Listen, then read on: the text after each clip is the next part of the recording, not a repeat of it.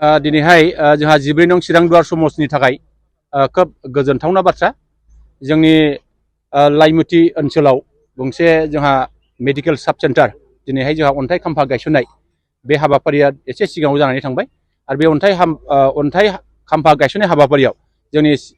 31 नं सिलि समाजनि जाहा एमएलए मानव गेदेर जयन्त बसुमतारिया बाहाय बाहागो लाफैनानै बेखौ बिथाङा बेखेवनानै होदों आरो बे हाबाफारियावनो जोंहा बिटिआरनि मानव गेदेर इएम जा रनजित बसुमतारी बिथाङाबो बे हाबाफारियाव बाहागो लानो हादों जोंनि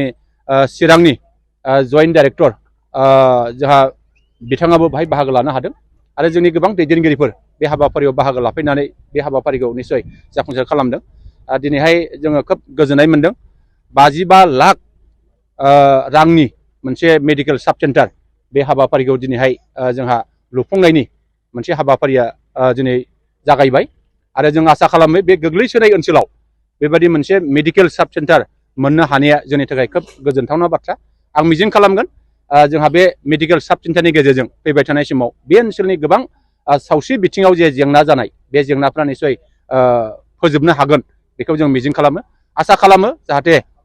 बे ओनसोलनि रायजो राजाफ्रा बेबायदि गोबां जेंनानिफ्राय निस्सय उदां जागोन आं बेखौ मिजिं खालामो लोगोसे जोंहा नैबे जोंनि खुंग्रिं बिसिडिसिनि सिङाव नैबे बुरबस्ति गामियाव मोनसे मडेल अंगनबादि सेन्टार बिनिनो मोनसे अन्थाइ खाम्फा गायसननाय बे हाबाफारियाबो जोबनानै थांबाय आरो बे हाबाफारिखौ जोंनि 31 नं सिलि समाजनि एमएलए मानव गेदेर जोंहा जयन्त बसुमतारी बिथाङा बाहाय गाहाय आलासि महरै नुजाफैनानै बे अन्थाइ खाम्फाखौ गायसननानै होलांबाय आं आसा खालामगोन बे अन्थाइ खाम्फा गायसननायनि गेजेरजों बे मडेल अंगनबादि लुनायनि गेजेरजों बाहाय जोंनि जे सोलोंथाइनि जे जेंना बे सोलोंथाइनि जेंनाया निस्सय एसेब्लाबो जोङो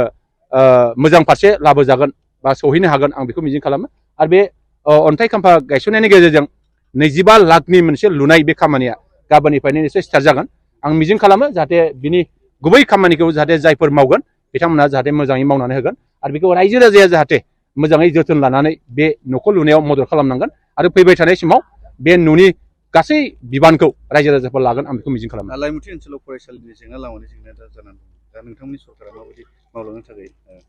नाजागोन जोंनि बिटिआरनि मानव गेदेर गाहाय मावफुं सोद्रोमा प्रमद बर'नि गोख्रों नाजानाय आसामनि गिबि मन्त्रि डक्टर हिमन्त बिश्व शर्मानि गोख्रों नाजानायनि गेजेरजों दिनैहाय जोंनि बे ओनसोलाव बोसोरथामनि गेजेराव गोबां खामानि मावदों होननानै जोङो बिखा बुंनानै बुंनो हायो जोंनि बोसोरथामनि गेजेराव दिनै गोबां बायदि बायदि खामानिफ्रा जाबाय थादों जे जोंहा गोबां फ्लेगशिप प्रग्रामनि गेजेरजों स्किमनि गेजेरजों बायदि बायदि आसनिनि गेजेरजों जों गोबां माखासे खामानिखौ मावबाय थानायखौ जों मोनदों दा लाइमुथि ओनसोलाव जोंहा फरायसालिनि मोनसे आंखाल जानानै दङ जों मिजिं खालामो थांनाय 2020 मायथाइनि जोंहा जानुवारिनि 27 थारिखआव जे बिटिआर गोरोबथा जादोंमोन बे बिटिआर गोरोबथा जानायनि 2.3 दफानि गेजेरजों जोंहा निड बेस एन्ड प्रायरिटि बेसिसआव जोङो स्कुल गायसननायनि बाथ्रा दिनै सोलिगासिनो दङ आरो जोङो मिजिं खालामो लाइमुथियाव जोंहा गंसे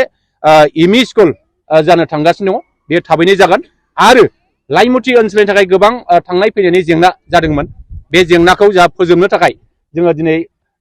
जोंहा सामपुराव मोनसे दालां बे दालांनि खामानिया दिनै एस्टिमेटआ सोलिगासिनो दङ थाबैनो बेयो लुफुंजागोन आरो लाइमुथि ओनसोलाव हानि जेंना दङ बे जेंनाखौबो थाबैनो जोंनि बिटिआर सरकारनिफ्राय बेखौ मावनानै होनायनि चिन्ताया बे सोलिगासिनो दङ आरो गोबां बेबायदि माखासे जेंनाफोर दङ बे जेंनाखौ जोङो 3 बोसोरनि गेजेरावनो जथेस्थ' जोङो मावगासिनो दङ आरो जोंनि सरकारा 3 बोसोर 5 बोसोर 10 बोसोर 15 बोसोर जुदि सरकार थायो